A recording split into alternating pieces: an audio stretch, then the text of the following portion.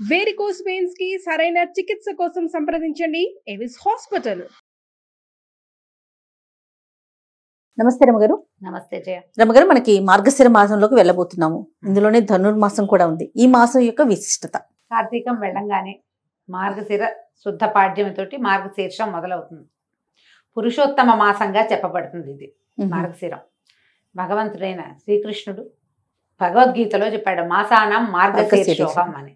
నేను మార్గశీర్షాన్ని మాసాలలో అత్యద్భుతమైన మాసం, పురుషోత్తమ మాసం అని చెప్తారు.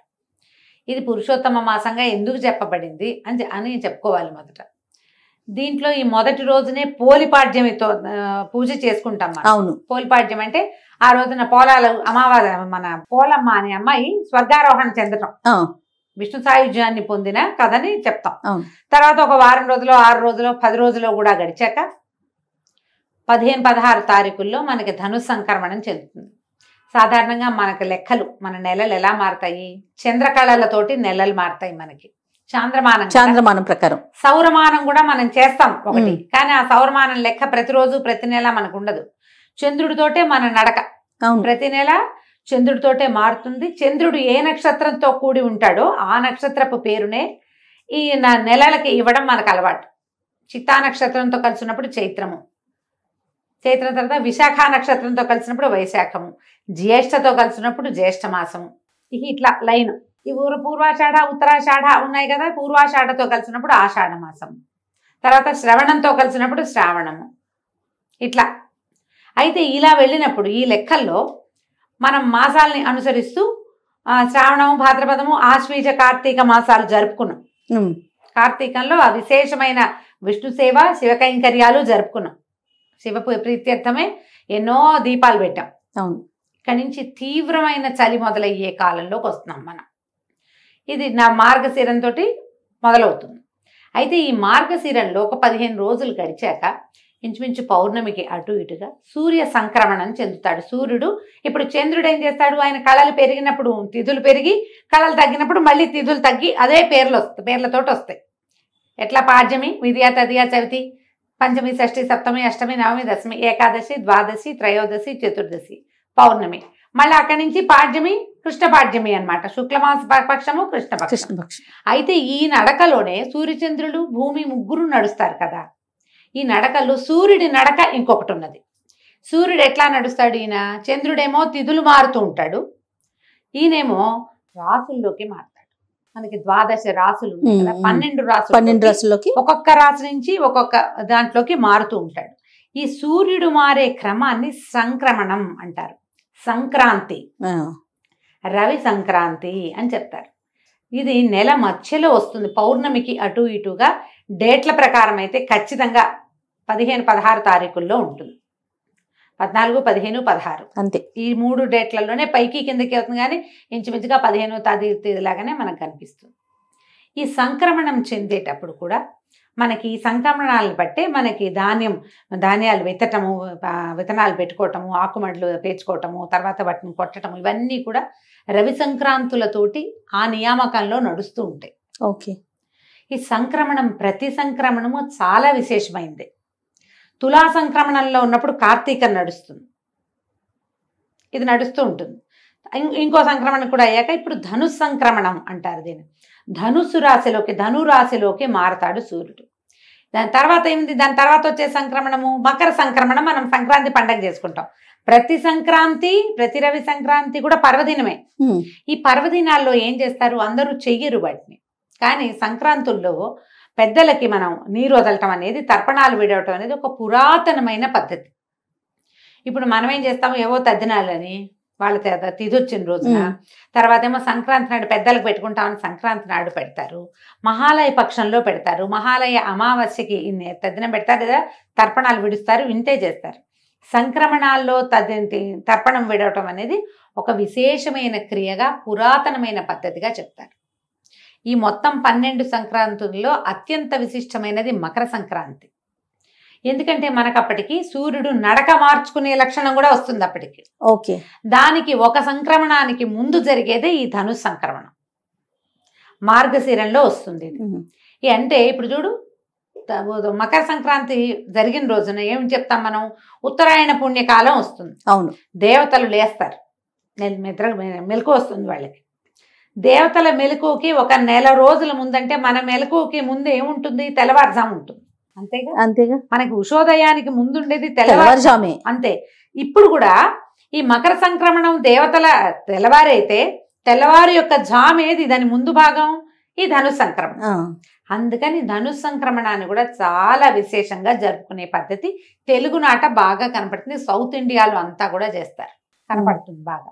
మనం ఈ ధను సంక్రమణం చెందగానే ఏం చేస్తాము, అందరూ చేసేది వాకిళ్లలో పీట ముగ్గులు వేయటం మొదలు పెడతారు, గీతల ముగ్గులు వేస్తారు. అవును, ఈ గీతల ముగ్గులు ఇప్పుడు ధను సంక్రమణానికి మొదలుపెట్టి నెలగంటు పెట్టడం, నెలపట్టు పట్టడం అని చెప్తారు. ఈ నెలపట్టు నెలగంటులో ఇంచుమించు శూన్యం, ఏమి ముహూర్తాలు ఉండవు, పూజా విధానమే ఉంటుంది. అందరూ చేసే ప్రాకృతికమైన పూజ ఏంటంటే వాకిళ్ళు ఉడిచి ముగ్గేసుకోవడం, తెల్లవారుసామని ముగ్గేసేయటం. అందరి వాకిళ్లలోనూ పేడకళ్ళాపులు ముగ్గులు, ఇది నియమంగా కనబడుతుంది. తెలుగునాట గొబ్బిళ్ళు కనిపిస్తాయి. ఆవు పేడతోటి గొబ్బిళ్ళు చేసి తల్లి గొబ్బెమ్మ, పిల్ల గొబ్బెమ్మ, చుట్టూ తైవి, కృష్ణుడు, గోపికలు, గొబ్బెమ్మ గోపెమ్మ, చూడు ఎంత దగ్గరగా ఉందో. తల్లి పిల్ల చేసి దాని మీద చక్కగా ముగ్గేసి పసుపు బొట్టు పెట్టి బంతి పువ్వులు కానీ గుమ్మడి పువ్వులు కానీ గుచ్చి పొద్దున్నే అలంకారం చేస్తాం వాకిలికి. విష్ణు సంచారం కోసం చేయబడేది ఇది. అయితే ఈ 30 రోజులు మనకి 30 days పడుతుంది. ఈ సంక్రమణం నుంచి మకర సంక్రమణం దాకా 29 లేదా 30 రోజులు పడతాయి. ఈ 30 రోజులు కూడా అద్భుతమైన విష్ణువారాధన జరిగే కాలం ఇది. ఈ 30 రోజుల్లో మనకి శ్రీరంగంలోను ప్రతి విష్ణువాలయంలోనూ తిరుప్పావై సేవను జరుపుతారు. ధనుస్సుని, ఈ ధను సంక్రమణం ధనుస్సు లేదా మార్గళి అంటారు. ఈ మార్గళి సేవాకాలం జరుపుతారు. మామూలుగా మనకి తెల్లవారుసామున సేవాకాలం జరిపే ఇంకా ఏ కాలము లేదు. కార్తీకంలో మనం ఏం చేసాం, మనమే స్నానం చేసి దీపం పెట్టుకుని పూజ మెల్లిగా చేసుకోవచ్చు, తెల్లారుసామునే చేయాలన్న నియమం లేదు. కానీ ఇప్పుడు మాత్రం విష్ణు పూజ తెల్లవారుసామునే చేస్తారు. ఈ విష్ణు చిత్తుల యొక్క కుమార్తె అయిన గోదాదేవి పాడిన 30 పాసురాలని రోజుకొక పాసురాన్ని పాడుతూ రంగనాథ స్వామికి మేల్కొల్పులు చెప్తూ, విష్ణుమూర్తికి మేల్కొల్పులు చెప్తూ ఆయన్ని లేవదీసి సకలోపచారాలు చేసి పూజిస్తారు. ఇది సార్వజనీనంగా అందరూ చేసుకునేది కాదు. సార్వజనీనమైంది ఏంటంటే వాకిలు శుభ్రంగా ఉంచి ముగ్గులేయటమే. ఎందుకంటే మకర సంక్రమణానికి మరుసటి రోజున వచ్చే కనుమ నాడు బలిచక్రవర్తి భూమి మీదకి వస్తాడు. ఆయన స్వాగత సత్కారాల కోసం మొదటి మెట్టుగా నెల రోజుల ముందే మనం ఈ ముగ్గులు మొదలు పెడతాం. బలి రావడానికి బలిని భూమికి పట్టించినటువంటి మహానుభావుడైన సర్వవ్యాపకుడైన విష్ణువుని పూజిస్తాము ఈ నెల రోజులు. అవకాశం ఉన్న వాళ్ళు పూజించుకోవచ్చు. ఈజీ మెథడ్ ఏంటంటే దేవాలయానికి వెళ్ళడం, చక్కగా దద్దోజనమో చక్కెర పొంగలో ప్రసాదంగా తెచ్చుకోవటం. ఈ నెల రోజుల సేవా కాలము అన్ని విష్ణువాలయాల్లోనూ విశేషంగా జరుగుతుంది. శ్రీ వైష్ణవుల ఇళ్లలో కూడా చేసుకుంటారు. వైష్ణవ మఠాలు, పీఠాలు అన్ని చోట్ల కూడా విష్ణు ఆరాధన క్రమం సాగుతుంది. పాసురాలు చెప్పుకుంటారు. ఈ గోదాదేవి కథ విశేషంగా మనం వింటాం. ఈ నెల రోజుల్లో తిరుమలలో కూడా స్వామివారికి సుప్రభాత సేవలో సుప్రభాతం బదులు తిరుప్పావైనే వినిపిస్తారు. తిరుప్పావైతోటే స్వామిని నిద్రలేపుతారు. అది విశేషంగా కనపడుతుంది. మనం ఇవన్నీ ఏం చేయలేం. తిరుప్పావై ద్రవిడ భాషలో ఉంటుంది, మనకి రాదు, అర్థం కాదు. పొద్దున లేచి వాకిట్లో ముగ్గేసుకోగలం కదా, అంతేగా. ఆ వాకిట్లో ముగ్గేయడానికి మీరు స్నానం చేయక్కర్లా, స్నానం చెప్పలా. సాధారణ జీవులకి స్నానం చెప్పలేదు. వాకిలుడిచి చక్కగా ముగ్గేసి కళ్ళాపు జల్లి ముగ్గేసి తర్వాత మీరు స్నానం సంధ్య తెమిల్చుకోవచ్చు, ఏం తప్పలేదు. ముగ్గేయటానికి కూడా స్నానం చేయాలని నాకు తెలియదు జయ, నాకు తెలియదు. ముగ్గేయటానికి కూడా, వాకిళ్ళు తుడటానికి కూడా, గొబ్బిళ్ళు పెట్టడానికి మేమైతే గొబ్బిళ్ళు పెట్టడానికి ముందు స్నానం చేసేవాళ్ళం కాదు. ఊళ్ళల్లో ఎవరైనా స్నానం చేసి గొబ్బిళ్ళు పెడతారని నేనైతే వినలేదు, నాకు తెలియదు. మీరు ఎవరైనా అలాంటి విధానం ఉంటే అమ్మా ఖచ్చితంగా పాటించండి. జోహార్లు మీ ఓపిక, మీ పద్ధతులకి. నాకు తెలీదు, మేము అలా చేయలేదు. ఎన్నేళ్ళో పెట్టాను జయ గొబ్బిళ్ళు నేను. మాకు అవకాశం ఉంది, పల్లెటూరు కదా, గొడ్లు ఉన్నాయి, ఆవులు ఉన్నాయి మాకు.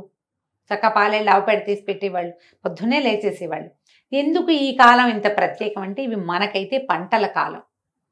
ఈ గొబ్బిళ్ళు పెడితే ఈ గంగిరెద్దుల వాళ్ళు రావటము, హరిదాసులు రావటము, పొద్దున్నే ఆ మంచుని చీల్చుకుంటూ వచ్చేవాళ్ళు.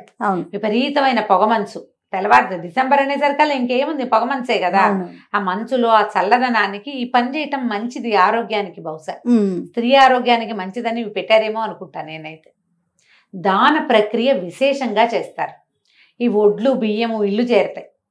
అందరికి ఒడ్లు, మన వైపు అంతా వరే కదా. అవునవును. ఇల్లు చేరేసరికి అలా వచ్చిన వాళ్ళందరికీ తలా ఒక దోసెడు గుప్పెడు చొప్పున బియ్యమో ఒడ్లో ఇచ్చేవాళ్ళం. గుమ్మడికాయలు కాసేవి గుమ్మళ్ళు ఇచ్చేవాళ్ళు బాగా. ఈ కాలం అంతా కూడా దాన ప్రక్రియకి చాలా మంచిది. మీరు ఆహార ధాన్యాలు ఏవైనా సరే, ఇప్పుడున్న కాలాన్ని బట్టి సిరిధాన్యాలు కూడా ఆహార ధాన్యం కిందే లెక్క కదా మనకి. అవైనా సరే దానం చేయండి. విశేషించి గుమ్మడి పళ్ళు అవి కూడా చాలా మంచివి. తర్వాత ముందుకి పళ్ళు దానం చేయటం, ఖర్జూర పళ్ళు, రేగు పళ్ళు అలాంటివి దానం చేయటం చాలా మంచిది.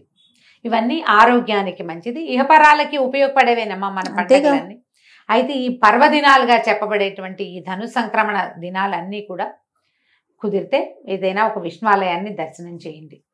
ఏ శ్రీరంగమో రంగనాథ స్వామిని చూడగలిగే అవకాశం లభిస్తే మహత్తరం జన్మధన్యం అయిపోయినట్టే. అవకాశం కుదిరితే అన్ని చోట్ల జనం బాగా పుష్కలంగా ఉంటారు. ధనుర్మాసంలోనే మనకి గీతా జయంతి అవన్నీ వస్తాయి. అవును. గీతా జయంతి కొంచెం ముందే ఏకాదశికే వచ్చేస్తుంది, మార్గశిర మాసంలో వస్తుంది. అయితే ఇప్పుడు ధను సంక్రమణ మనకి మార్గశిరంలో వస్తుంది. మార్గశిరంలో ఇంకా విశేషంగా చేయవలసినవి ఏంటంటే ఈ పాడ్యం చేసాం, పోలి పాడ్యమి, సుబ్బారాయ షష్ఠి ఒకటి చేసుకుంటాం. అవును. ఎవరైతే నాగుల చవితి నాడు పాలు పోయలేదో వాళ్ళు సుబ్బారాయ షష్ఠికి పాలు పోసుకోవచ్చు. సంతానం లేని వాళ్ళు, సంతాన కోసం ప్రయత్నం చేస్తున్న వాళ్ళు కూడా ఈ సుబ్బరాయ షష్ఠి నాడు సుబ్రహ్మణ్యుడిని తలుచుకుని షష్ఠి పూజా విధానాన్ని ఏదైనా మొదలు పెట్టుకోవచ్చు. షష్ఠి నాడు ఎక్కడైనా మల్లి దేవసేన సమేత సుబ్రహ్మణ్యేశ్వర స్వామి ఉంటే వారిని దర్శనం చేసుకోండి.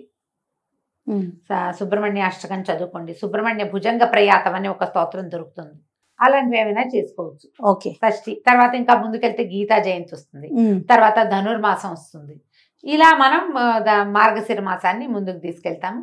మీ అవకాశాన్ని బట్టి ఎంత చేయగలిగితే అంత చేసుకోవటమే. తప్పకుండా రమ్మగారు. నమస్తే. నమస్తే జయ.